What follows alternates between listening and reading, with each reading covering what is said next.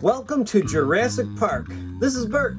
And, welcome to a special Jurassic Park themed episode of No Skill Customs. Now, for those of you who are new to the channel, the name No Skill Customs comes from the idea of putting together cool custom action figures and action figure dioramas that don't require any skill to make. This involves simply repurposing toys from a variety of toy lines, swapping parts, accessories, sometimes even just using household objects. I also do action figure reviews, character lists, and DIY videos for customs that require a little bit more skill. But today, we're making a true no-skill custom of the Jurassic Park Visitor Center interior. Now, part of a no-skill custom is achieving the feeling of a scene or a character without necessarily being 100% screen accurate. And for this reason, I consider many of my no-skill custom dioramas as placeholders until I have the opportunity to make the 100% screen accurate version that I really want. For some people, the no-skill customs version might might be enough to display your action figures really well. So consider this either a temporary placeholder or a permanent setup. It's up to you. I've been trying to come up with a no-skill solution to the Visitor Center interior ever since I got the Isla Nublar escape set, and it had the "When Dinosaurs Ruled the Earth" banner. And just putting that little thing in there was enough for me to just be like, oh, I need this scene, I need this interior.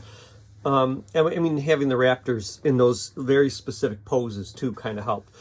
But anyways, thinking about this scene, what I thought was most important was that it had a platform with stairs leading up to it. And I really couldn't find anything suitable until about a week ago.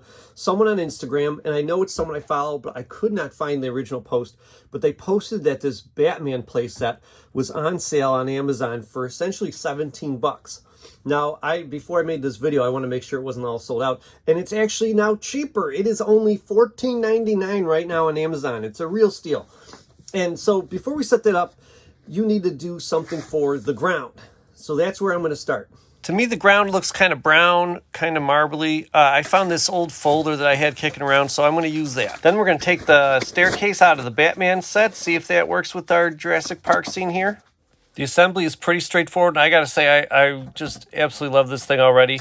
They do a little eye trickery with the stairs. They're kind of at a slant, but they just look like they're really actually deeper than they really are. All right, I absolutely love this Batman staircase. I think it really works to frame the scene. What we're going to do is we're going to kind of build from the background and forward.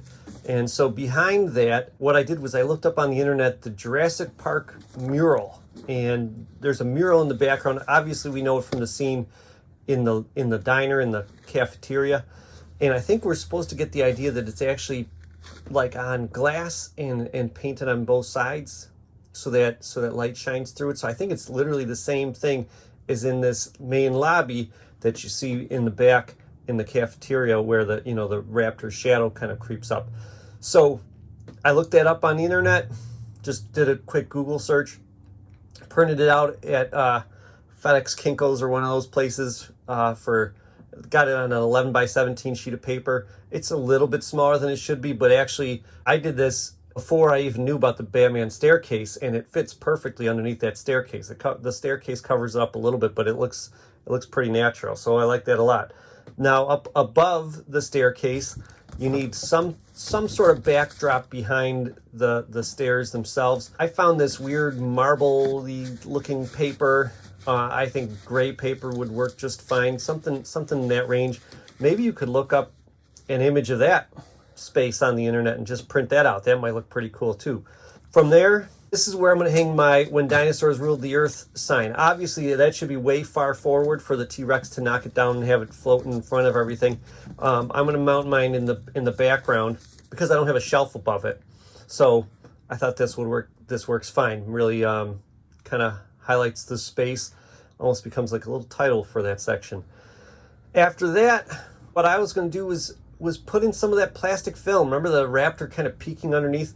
If you watch when the lobby first appears in the movie, when everyone's kind of just entering the main compound, the workers are there and there's the there's this plastic sheeting. Now what you can use for that, I get these things all the time from Amazon that come in these plastic Ziploc bags. One side's really clear and then one side's a foggy clearness. So I think that works. Or you could take a Ziploc bag and keep it in your pocket for a month and a half. And that'll get it nice and worn and foggy looking too. So you could use that. After that, I'm gonna put in some scaffolding. Now I don't have a toy that's got some real scaffolding. What I went with was this double-decker bed from one of my favorite places to get custom parts, and that's World Peacekeepers. I'm going to mention them again in a little bit. So, I mean, it looks a lot like a bunk bed. I kind of thought if you tip it upside down, it could pass as scaffolding. So I tried that out. I draped a little bit of that clear plastic stuff over top of it just to make it look like it's a workspace. That plastic stuff is kind of stubborn and won't really crinkle how you want it to. So I did have to tape it down in a couple places. From there, I'm moving on to the crates. There's a few crates in the background. I'm going to use them just to dress up the background a little bit. I'm probably putting more crates than there really were. And for crates, what I use is, again, World Peacekeepers. They have tons of little tiny crates. And another crate that I love, when Kingdom of the Crystal Skull came out, Indiana Jones 4, okay, the movie everyone's trying to forget. Well, Burger King in 2008 made these little fun little toys with ants that creep out. They did a wash of color on them. The texture's really great.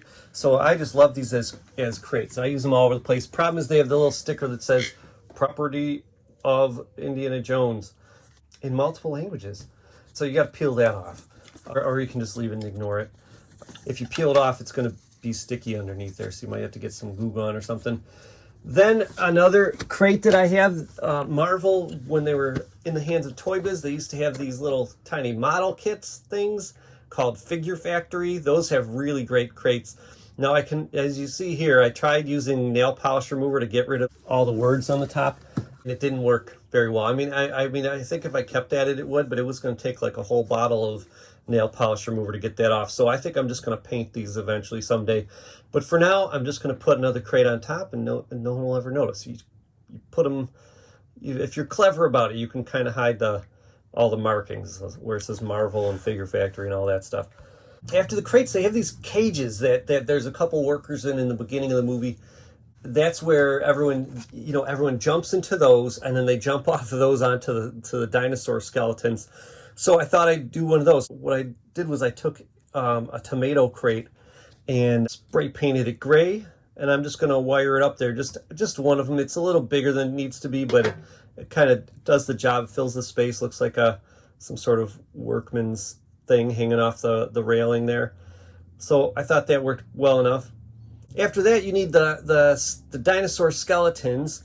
So first, though, you could need like something to put them on. So I got these rocks. They're like a promotional item, and you can get them online. They'll send you a free sample actually if you go to the promotional site. I haven't tried it. I thought maybe you'd had to pay for shipping. I don't know. Then you have the T-Rex skeleton that you can put on top of there.